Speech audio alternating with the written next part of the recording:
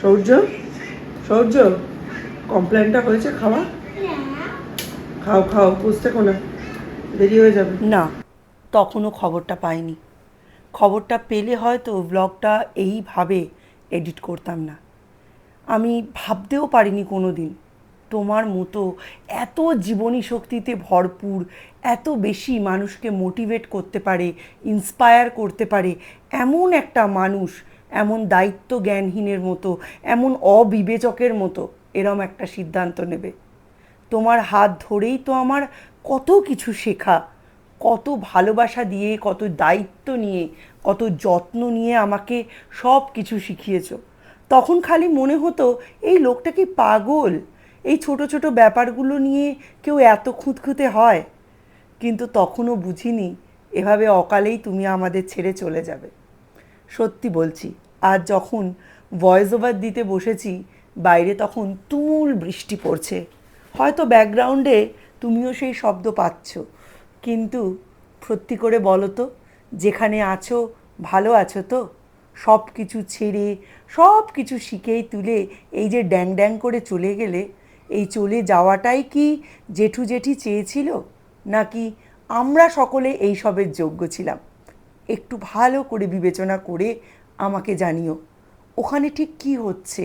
তোমাদের মতো যারা রাগ করে, অভিমান করে, সব কিছু ছেড়ে, দায়িত্ব জ্ঞানহীন হয়ে, সমস্ত লড়াই ভুলে, কম্পিটিশন ভুলে ওপারে চলে গেল, তারা কি সত্যিই ঠিক করলো? গুড মর্নিং সকলকে। আজকের ব্লগটা এইভাবে শুরু করার জন্য আমি সত্যিই সকলের কাছে আন্তরিকভাবে দুঃখিত। ভয়েস ওভার দেওয়ার মতো মনের অবস্থা এখন আমার একদমই নেই, কিন্তু কি করব বলো, কোনো উপায় নেই। এভাবেই করতে হবে, এভাবেই দিন চালাতে হবে, এভাবেই নিজেদের চলতে হবে। কোনো কিছুর জন্যেই আমাদের জীবনের চলা ফেরা আর থেমে থাকবে না। সৌর্যকে স্কুলে দিতে যাচ্ছি, আর এখন ফেরার পথে অলরেডি এই নিউজটা আমার কানে চলে এসেছে। কিন্তু ওই যে বললাম, সংসার সংসারের গতিতে চলবে। তুমি যতই যাই করো না কেন, মনে যেমনই লাগুক না কেন, কিচ্ছু বদলাবে না। একটু রোদ যদি তাড়াতাড়ি বেরোস, বাবা দিয়ে আসতে পারে। কিছুতেই তাড়াতাড়ি বেরোবি না, এমন সময় বেরোবি যে সময় একেবারে পেছনে চাবি দিয়ে ছুটতে হয়।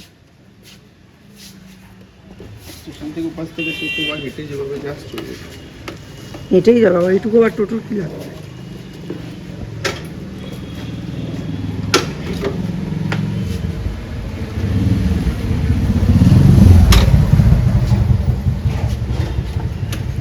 তুই চালিয়ে বাবাকে কোথায় নিয়ে যাবি, তা না বাবা তোকে নিয়ে যাবে। ঘরের ভেতর থেকে বুঝতে পারিনি তো আকাশ এরম মেঘলা করেছে, বৃষ্টি হবে নাকি। আজকে চৈতি ছট, এই জিনিসগুলো মানে নন বেঙ্গলিরা এত ডিপ রুটেড হয়, ওরা এত মানে যে কি বলবো। আমরা বাঙালিরা তো সব বিদেশেরগুলোকে নিয়ে নিই আর নিজেদেরগুলো ভুলে যাই। কালকে অশোক ষষ্ঠী ছিল, অনেকেই করেন অনেকেই করেন না, কিন্তু অনেকে মানেনও না। বাসন্তী পুজো হয়েছে, চলছে এখন নবরাত্রি চলছে, চৈতি নবরাত্রি, চৈতি ছট চলছে। দেখি আজকে খুব মেঘলা, বুঝতে পারছি না, বৃষ্টি বৃষ্টি হতে পারে। সৌর্যকে নিয়ে আসি, দুদিন রেহাই, 2 দিন আর স্কুল নেই। আমার খুব পরিচিত এক দাদা, এসএসসির ফুল প্যানেল বাতিল হয়ে গেল না, সেই জন্য হেরে গিয়ে রাগ করে অভিমান করে আমাদের সকলকে ছেড়ে আত্মহত্যার পথটাই বেছে নিয়েছে। তার সম্বন্ধে বলবো আরও কিছু ব্লগের একটু পরে, কিন্তু এখন সৌর্যকে নিতে যেতেই হবে।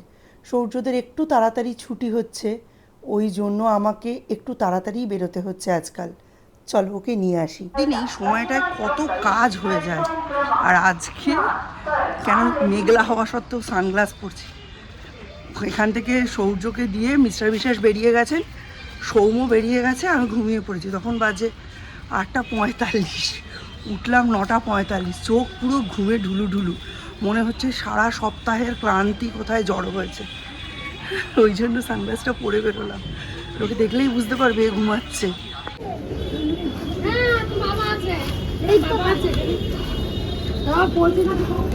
দাও, ঘুম কাটছে না।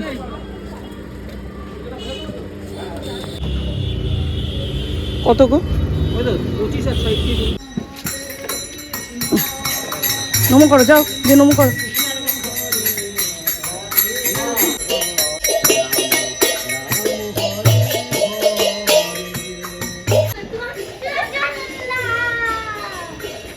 কিন্তু স্যার যদি দেখে যে রং করাও হয়নি আর ড্রয়িং করাও হয়নি, স্যার কিন্তু বকবে, তাড়াতাড়ি এটা করে হোমওয়ার্কটা করে নাও। আমি তো বাজে, আমি জানি। পৃথিবীতে কোনো সময় মা কি ভালো হতে পেরেছে? স্কুল লাইফ শেষ হয়ে যায়, তারপরে অফিস লাইফ শুরু হয়, তখন মা ভালো হয়। যত বয়স বাড়ে তখন মা ভালো হয়, আর ততদিনে মা টিকলে হয়।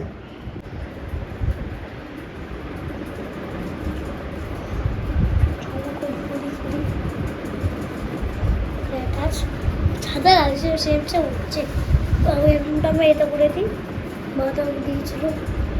নাও, এই যে ম্যাম একটা হোমওয়ার্ক দিয়েছে, স্ট্যান্ডিং লাইনের হোমওয়ার্ক, এটা করো, করে নাও। এইটা করে নাও। এখানে একটা স্ট্যান্ডিং লাইনের হোমওয়ার্ক দিয়েছে, আর এইখানে একটা নর্মাল হোমওয়ার্ক দিয়েছে, কোনো ডট দেওয়া নেই, এমনি এমনি দেখবে যে তুমি স্ট্যান্ডিং লাইন লিখতে পারছো কিনা। হোমওয়ার্কটা আগে কমপ্লিট করো। ভালো করে করতে হবে।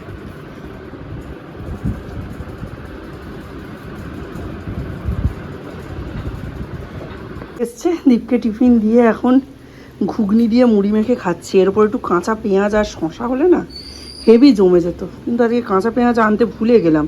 হ্যাঁ, ওপারে গিয়ে ছটপট করে ডিম নিয়ে চলে আসলাম। কাঁচা আবার এখানে এসে ওই নগর সংকীর্তনে বেরিয়েছিল, সেটাও দেখলাম। দেখে এখন এই ঘুগনি মুড়ি খাচ্ছি। যাদের যাদের ঘুগনি মুড়ি পছন্দ, আমার তো ভীষণ পছন্দ। অ্যাকচুয়ালি আমরা বেসিক্যালি আমাদের দেশ হচ্ছে মেদিনীপুরিয়া, সেই কারণে মুড়ির প্রতি একটা অবসেশন তো থেকেই যায়। আমার রান্না বাকি আছে, ফটাফট খাবো, এটা খেয়ে রান্না করবো। তো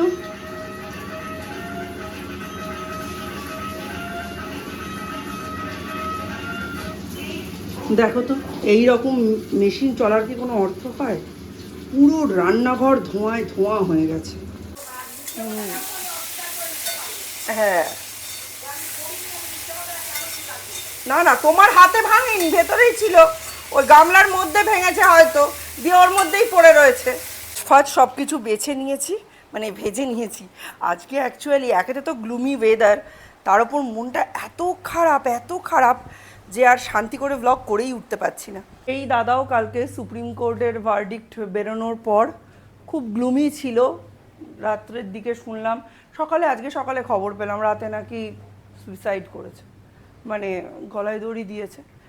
বাবা মা নেই, সেই অর্থে ওর ওপর ডিপেন্ডেন্ট কেউ নেই। তার দাদা ছিল, দাদা তো মানে দাদা পুরোহিতগিরি করে, মানে পৌরোহিত্যই করেন, আর তার ওয়াইফ আছে, নিজের বাচ্চা কাচ্চা আছে, তার একটা আলাদা সংসার।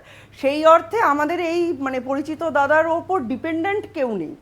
কিন্তু মানে যে মানুষটাকে ছোট থেকে দেখেছি যে একটা নির্দিষ্ট পেশার প্রতি প্যাশন রেখে সেই পেশাটাকে অ্যাচিভ করতে, সেই মানুষটা যখন এরমভাবে চলে যায় না, কোথাও না কোথাও সমস্ত বিশ্বাসের একটা ভিত টলে যাওয়ার মতো ব্যাপার হয়।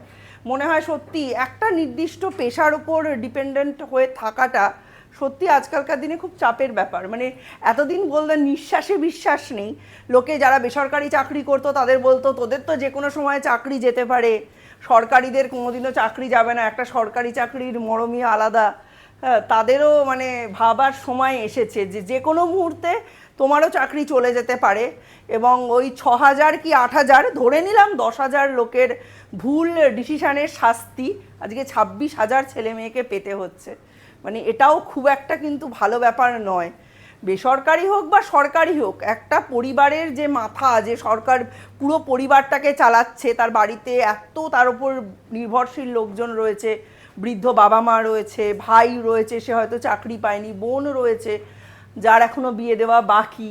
এই পুরো সংসারের মাথার ওপর থেকে যখন ছাদটা চলে যায় না, তখন যে সেই পরিবারটার সকলের মানে কি করার থাকতে পারে সেটা মানে ভাবলেই শিউরে উঠতে ইচ্ছে করছে। তবু তো এনার ওপর ডিপেন্ডেন্ট কেউ ছিল না, তাই ইনি মারা যাওয়ার মতো একটা ভয়ানক ডিসিশান নিতে পেরেছেন। এটা যদিও উচিত না, কিন্তু যাদের দেখুন, যাদের বাবা মা রয়েছে, বোন ভাই রয়েছে, যাদের ওপরে নিজের সন্তান সন্ততি রয়েছে, স্ত্রী রয়েছে, তাদের মৃত্যুর মতো অবস্থা হচ্ছে প্রতি মুহূর্তে। কিন্তু সেইসব মানুষগুলোর মুখের দিকে তাকিয়ে তারা মৃত্যুর থেকেও সাংঘাতিক সময় কাটাচ্ছেন। তারা মানে মৃত্যু যাতনার থেকেও সাংঘাতিক যাতনা একটা পাচ্ছেন।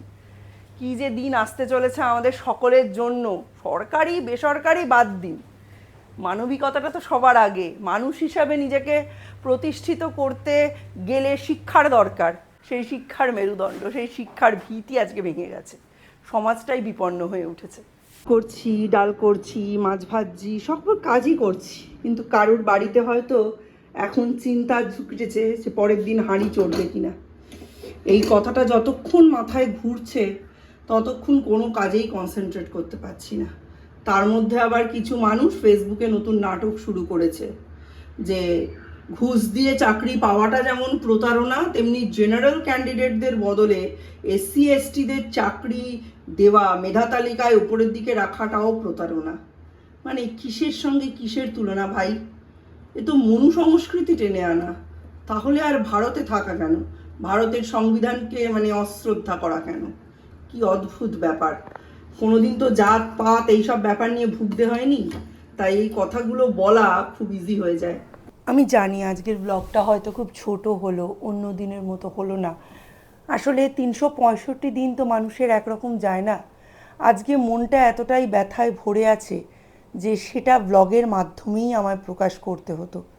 এই 365 দিনের জীবনে, এই ব্লগের জীবনে, ব্লগিংয়ের জীবনে এই একটা ব্যথাতুর দিন আমার জীবনের অ্যালবামে ধরা থাক। আজকের মতো ব্লগটা এখানেই এন্ড করছি। দেখা হবে অনেক পজিটিভিটির সাথে নতুন একটা ব্লগে। হেরে যাওয়াটাই সব থেকে খারাপ কথা, হেরে যাওয়াটা শেষ কথা নয়। ততক্ষণের জন্য tata, bye bye, good night.